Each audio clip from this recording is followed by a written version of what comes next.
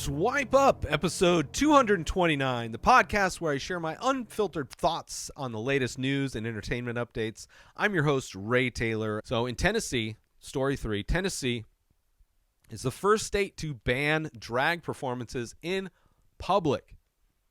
Tennessee has become the first state in the U.S.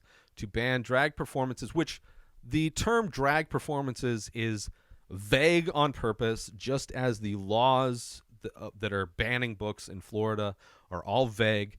They're vague for a very specific reason, because they want to outlaw a way of being, right?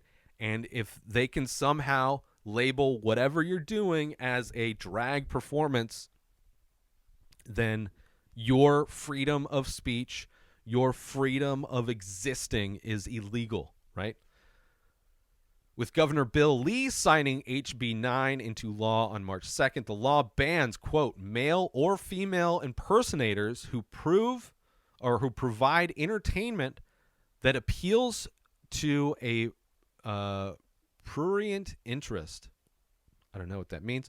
From performance in public spaces or in front of minors, right? So, or in front of minors. So minors don't have to be there. It's just if anybody is wearing clothes that aren't specific to your gender, you could be charged with a crime. If you are out in a store, if you're a woman out in a store and you're wearing cargo shorts and a wife beater, then if they don't like you, they can charge you with being a drag performer. You are out in public wearing clothes that are not specific to your gender. Therefore, you are a threat to our society, and you should be charged with the crime. It is insane. The ban will go into effect April 1st. Hilarious, April Fool's Day. A few months ahead of the Pride festivities. Obviously, 100% done on purpose. They want any kind of lifestyle that is not the straight, white, puritanical way of living. They want that to be as illegal as possible, and they're doing it in every sneaky little vague way. And all of their little sheep are like, oh, they're protecting kids, right? Meanwhile, the number one death, the thing responsible for killing kids, the number one thing responsible for killing kids, guns. Don't want to do anything with that. Not a single kid, in my estimation, has ever died from watching or seeing or viewing somebody wearing the clothes of the other gender in front of them. It's not a lethal activity to witness, but somehow kids are not prepared and able to see something of that nature. It's just these, like, there's enough nuance in the people that at least agree with the general reality that we're living in to have to somehow argue with the people that are living in this completely detached and delusional reality is just so mind-numbingly worthless. It's like the most worthless use of anybody's time to say that, like, their viewpoint needs to be debated or acknowledged as if it's at all and in any way viable is just absolutely ridiculous. The American Civil Liberties Union, ACLU, has noted that the ban violates First Amendment protections, obviously, and has promised to change it in the court.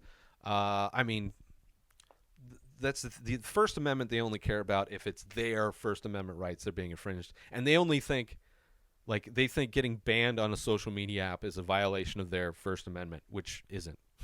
They don't understand that it's protection of the government, and this is where the government is saying, "Oh, you don't have the right to express yourself in any way that is different than the gender normative, puritanical way of existing." Governor Lee also signed SB 1 into law, which restricts access to gender-affirming care for transgender youth. Tennessee is the 8th state in the U.S. to ban such care. The ban on gender-affirming care will also go into effect on July 1st of this year. And those already receiving medical care, such as puberty blockers and hormone replacement therapy, will lose this care after March 31st. The ACLU and Lambda Legal have promised legal action against Tennessee, which, great, but how long is that going to take, right? It's like stuff that happens in courts. Like the previous story, the George Floyd protests were in 2020, and 3 years later, if it even goes through, New York City might be held responsible and have to give people money. But it's ridiculous. So they plan to legal action against Tennessee in the healthcare ban, citing injunctions by federal court on similar restrictions in Alabama and Arkansas. The ACLU has expressed concern that the government officials could easily abuse the drag ban law to censor people based on their own subjective viewpoints. Duh. That's why it's vague. It's done on purpose, done by design. They want to maximize the amount that they can restrict any kind of existence outside of what they deem to be the acceptable existence in this lifetime. And it's absolutely disgusting. And everybody that thinks that they're protecting children need to take their head out of their ass, okay? Because they don't have any proof. All they're doing is regurgitating the things that their politicians and their propaganda networks say. There is zero proof. If you want to look and find proof of the things that are actually harming the life of children, there is just like plethora of proof, studies of like dead there's like bodies of dead children because guns, the Second Amendment, the delusional way the Second Amendment is protected in this country.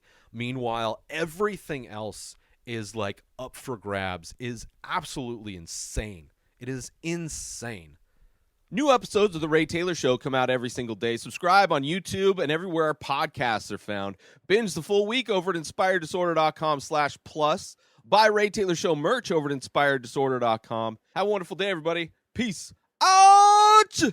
Today is the day where you wake up and you realize that everything that you've been dreaming about, everything that you've been wanting, every goal and wish and hope that you've ever had can become real.